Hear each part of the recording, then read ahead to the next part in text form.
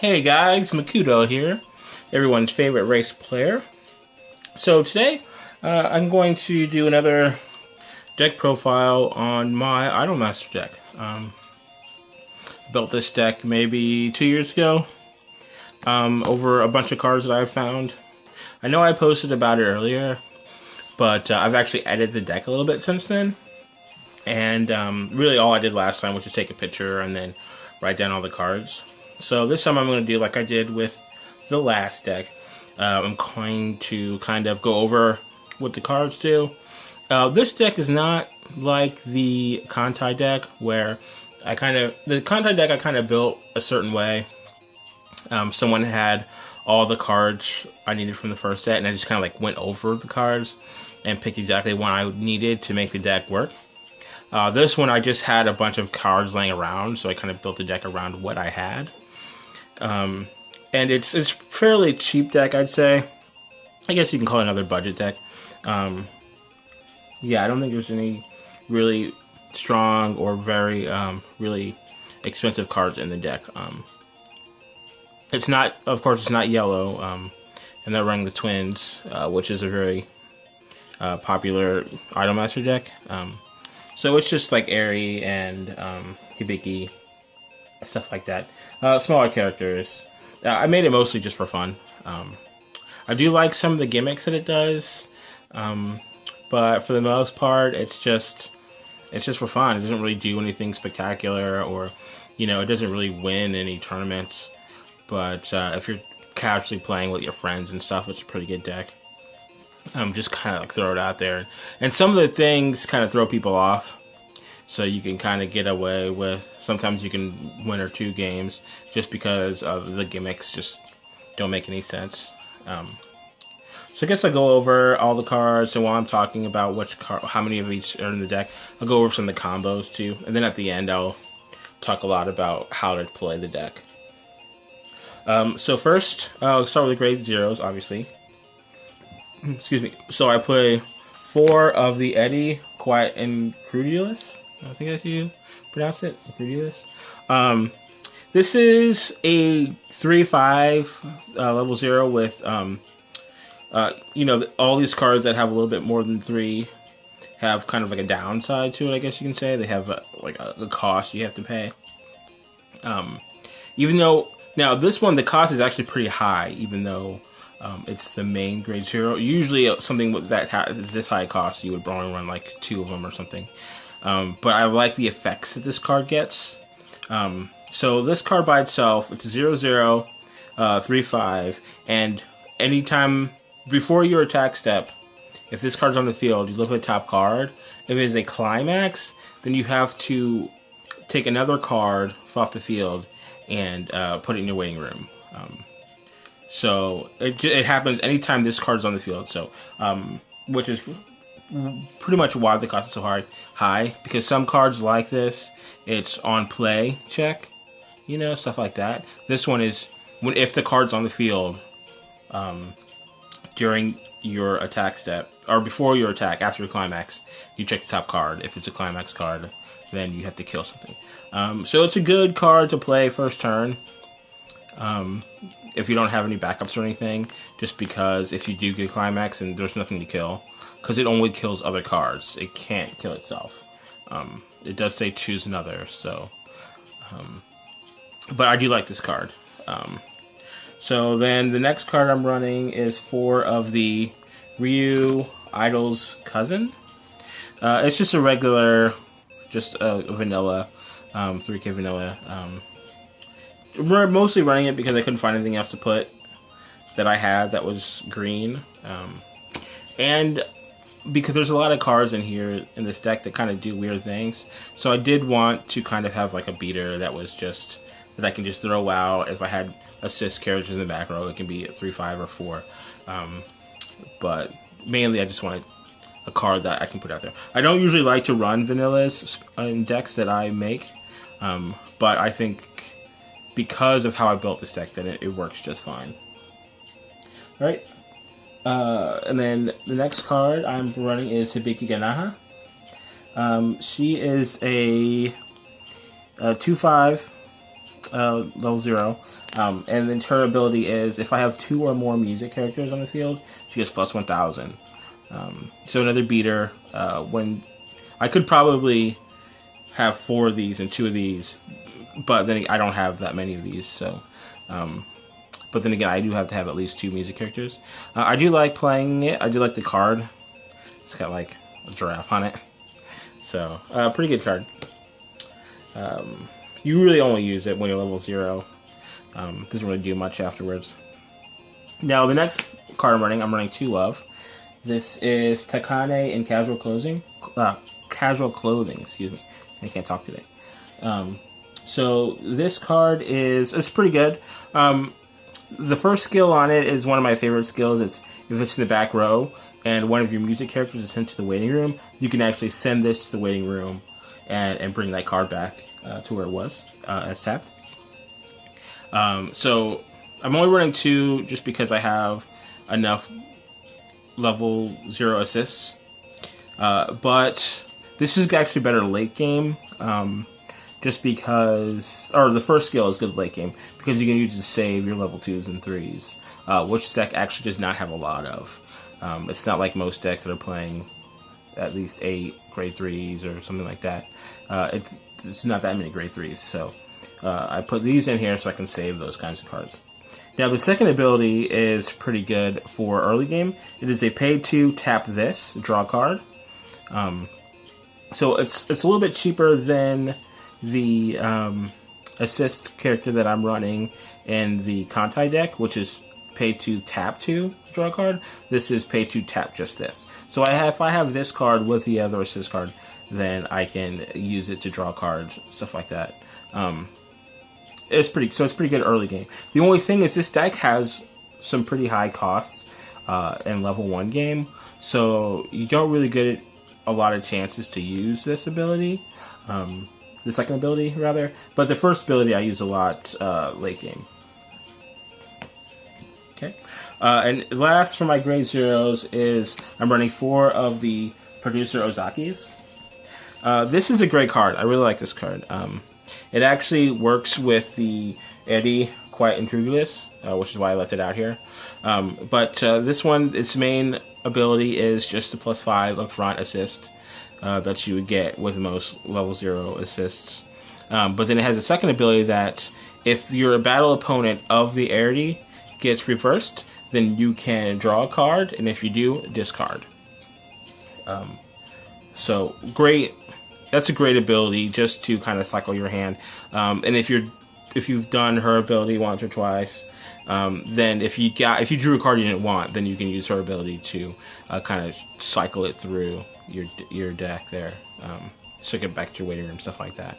So it's a great combo. I like using it, even though the cost for this card is so high because you might have to sack something, but you really get a good kind of turnaround because of her ability with that one.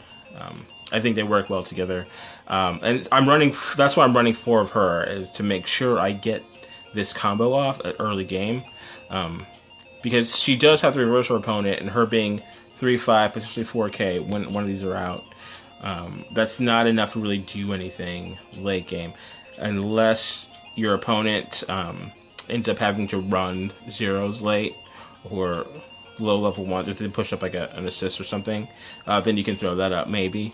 But really you want to get it off early game, because that's basically the only time you're ever going to use it. But it's good draw discard. It's good cycling.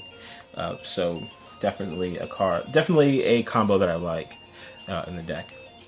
So now I'm going to go ahead and talk about my grade 1s. Okay, first I have 2 of the Takane Shijo.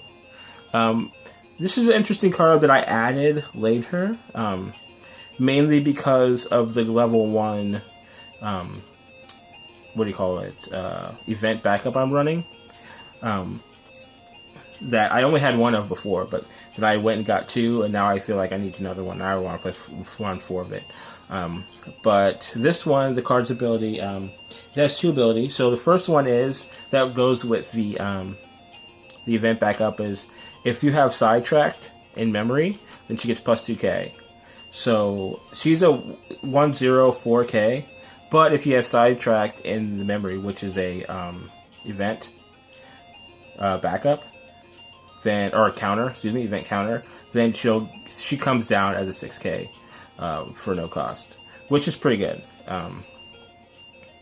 You do have to use the backup at least once, otherwise she's pretty useless. But I usually try to use the event at least one time, and since it's the event, I can use it on my turn, just so I can make sure that she's at 6K, or I can use it during my opponent's turn. So then she'll boost 6K, and then if I need to, I can put the extra attack power on her, so she's 7/5, which is pretty good. Now her second ability, which I don't actually use, is that it's a Climax change. So you just pay 3, and you put her in the waiting room, and then you swap her with the Takane Princess. I don't actually know what that card looks like. I don't think I have it. But I had already pretty much built the deck how I wanted it to. I only put her in because she worked well with Sidetracked, and it was like a free 6K. I felt like just to put her in. So that's why I'm also only running 2. Now, another one of the big combos of the deck is Reach Go Panicking. I don't actually know why I'm only running 3 of these. I can't remember why. Probably because I put 2 of these in. But she has an interesting ability. Well, first of all, she's only a 5K. But her ability is when Lots and Lots is in the Climax zone. When she attacks, I can pay 2, and then I draw 2 cards, and then my opponent draws 1 card. Now, when I played this, I was like, well, my opponent's drawing a card, like, that's not good. But it always seems whenever I use this ability, my opponent draws Climaxes. Which is probably its main focus, is to get Climaxes in our hand, which is great, because if they draw Climax, then that's one less Climax that I have to worry about. Because I was actually playing this deck the other day, and it seemed like I had 2 of these on the field, and both times I attacked with it, they drew a Climax, so my damage was able to go through. And the Lots and Lots is a one stock from top of your deck, stock soul, or +1 soul, so they attacks with at least 2 soul already, which is good. But this is a pretty good card, I like it. I didn't have it in the original layout of the deck, but then I added her in later. I thought it was kind of fun ability to kind of try out.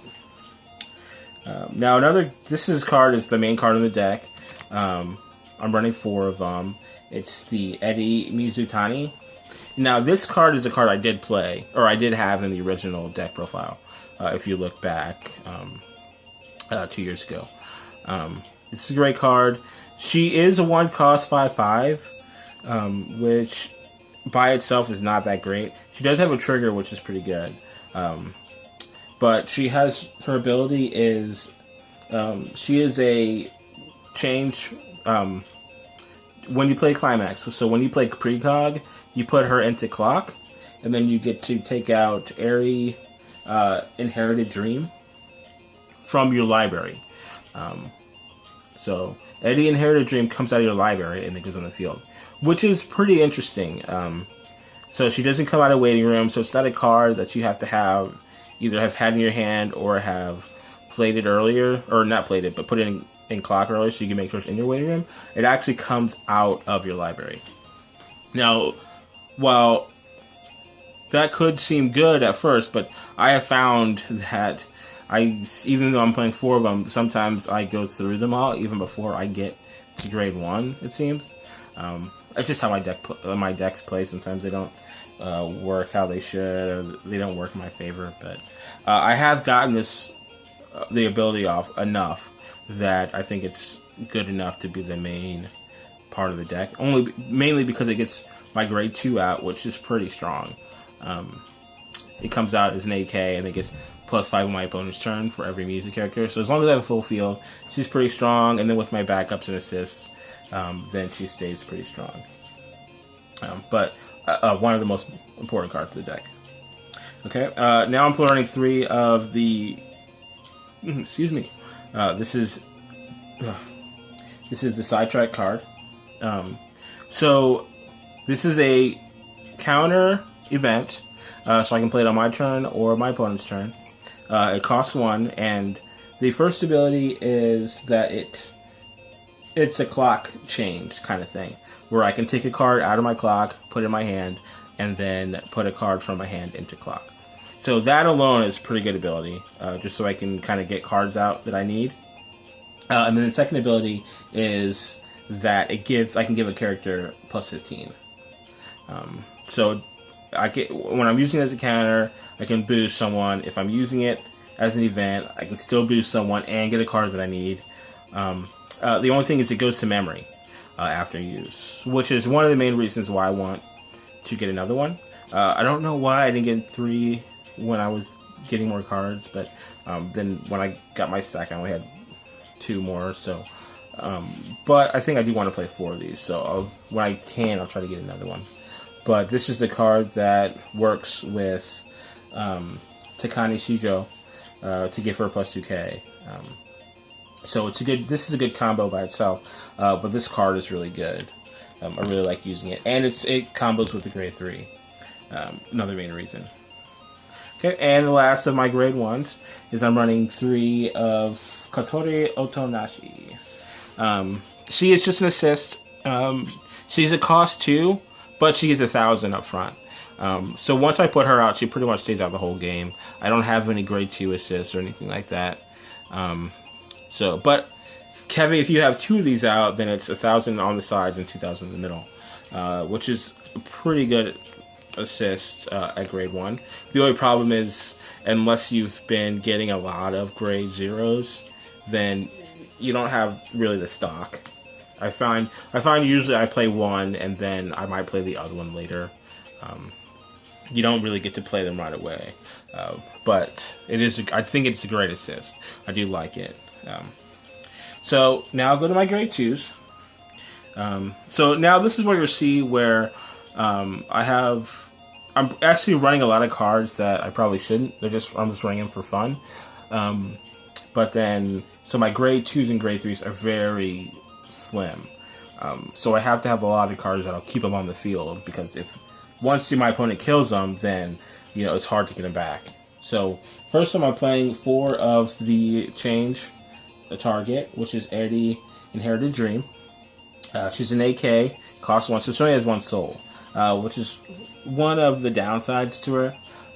However, the precog Climax is a plus 2 soul. So if you do the combo, when she comes out, she's attacking with 3 soul, which at level 1 is pretty good. But when you get to grade 2, you kind of want to start doing more damage. But she has, her ability is, during your opponent's turn, she gets plus 500 for each other music character you have. So if you're running the assist characters and a full field, then she's like, in the middle, she's like plus 2k from the assist, and then another 2k from your characters. So she can get pretty strong. I mean, it's only 12. 12 isn't super high, but when you're level 2, 12 is good. And 12 is still pretty good at 3 sometimes. There are some very strong grade 3s nowadays. But, you can try to throw it back up or something like that. Try to save her, something like that. Try to keep her on the field. Now, this is a card that I'm playing purely for funds. I don't think it's that great of a card. I do like it. It has saved me sometimes, but I think sometimes if your opponent is doing what they should be doing, then it doesn't really help as much. This one is Daily Spectacle. The ability is stock change, I'd call it. So when you play this, cost 1, your opponent takes all the cards from their stock, puts it in the waiting room, and then replaces that number of stock from cards on the top of their deck. So it's good, like, if you know how many cards are in their Climax, or in their stock, how many cards are in their waiting room, and how many cards they have left in the deck. And if you can kind of figure maybe they have like 1 or 2 left in their deck, then you can kind of try to get those out of there. And then even if they've been keeping their stock clean, then this is a way to kind of put some blind stock in there. Like, no one knows what these cards are. No one knows. They could be grade 3s that they need. They can be anything. They can be more climaxes. stuff like that. So it's a good card. I do like playing it. I just don't know how good it is, really. Mainly, especially because since it is an event at grade 2, sometimes I throw it away for in my clock, during my clock step, and then I don't get another one, which is pretty much why I'm running 3, just so I can at least try to get it off once per turn. And for enough, I usually do get it off once per turn. So, but then at the end of the match, we're like, did that even help or anything? So we always kind of like to look just to see what happened. But so now then, just another card that I like for no reason. This is Voice Lesson. This is a pretty good event counter. Excuse me. It costs nothing, and then it makes all your music characters one cost encore. And if I remember correctly, I think it goes into stock. I don't think so. No, okay, no, that's not this card. I know there's another card that once you use it, it goes to stock, but I don't think this is the one. So you use its free backup or free counter, which is great, and then it makes all your music characters one cost encore. So if you've got Ari on the field, then she costs nothing to save if she dies. But I mean, you don't get any power, so you can't kill anything yourself. But at least your guys are easier to bring back. You don't have to pay 3, or you don't have to sack. What's her face? Takane in casual clothing. So it's pretty good. I like it. I don't get to use it that much. Again, because I only running 2, really only running it for funds. But when I do get to use it, it's kind of fun. It just kind of throws their game off. They're like, well, I was supposed to kill your guys, but it's like, no, now they're back.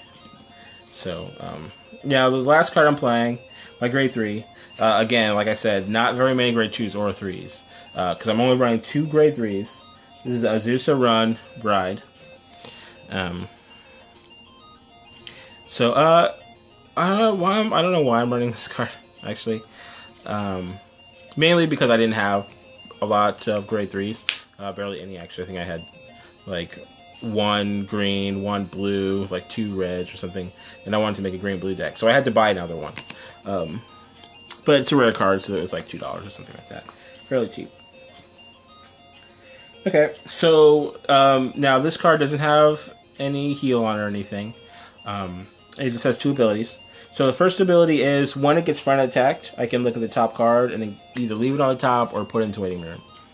So that's pretty good. If I look at the top card and I don't like what it is, then I can just kind of discard it. Mainly just to try to get closer and closer to the climax. Waste a card to get closer to a climax. That's basically what you're doing there. And then second ability is you pay 1 and you take Sidetracked, this card here, from your memory and put it into waiting room. And when you do that, you can take a grade 2 or lower card from your clock and put it on the field. So not bad, except now you take a card from your library and put it in your clock. So it's not. I kind of wish it was like kind of a different way to heal, where you sack the memory to get a grade 2 out of your clock and put it into field, and that's it. But they make sure you replace the card, so you're not actually getting any kind of. It's not helping you much. It does get an extra card on the field, but it's not like a heal, like a heal, so to speak. Which would be great, because then it would stop some of those cards that are clocked to waiting room heals, since it'd be clocked to field. So you can still do that without having to pay the extra cost or anything. But still, it's fun. Really, once I get my Eddie out, my grade 2 over here, that's pretty much it. Once I get her out, then I just keep 3 out, and I just keep them out all the time.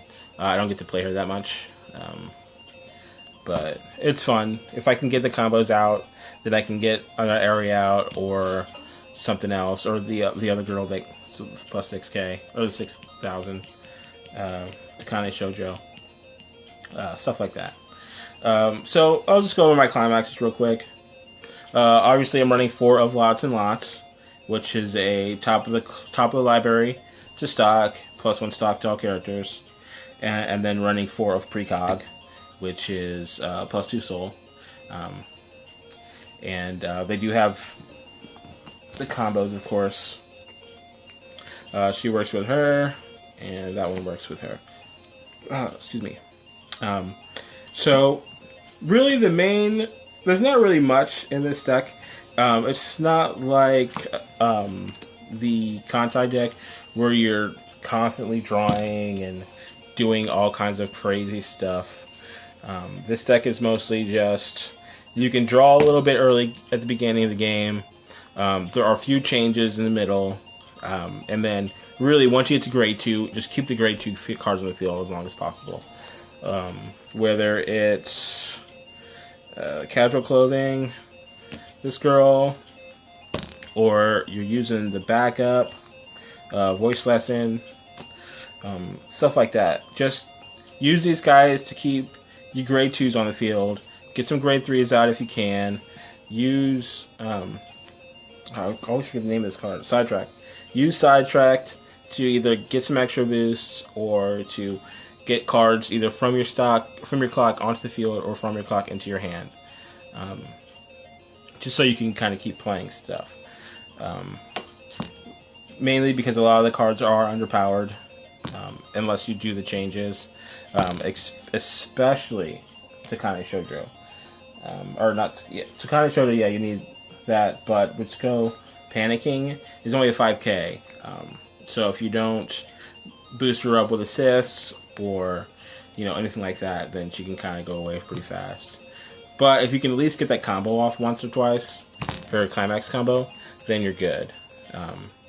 Because you get 2 extra cards in your hand. Your opponent gets a card, but they could draw a Climax or something. Mainly, I think the deck is fun. I like playing it. It's not a great deck, but sometimes I win. But I've never actually used it in tournaments. I don't think it's a tournament deck. I don't know. What do you think? Leave comments, stuff like that. Let me know. Thanks a lot, guys.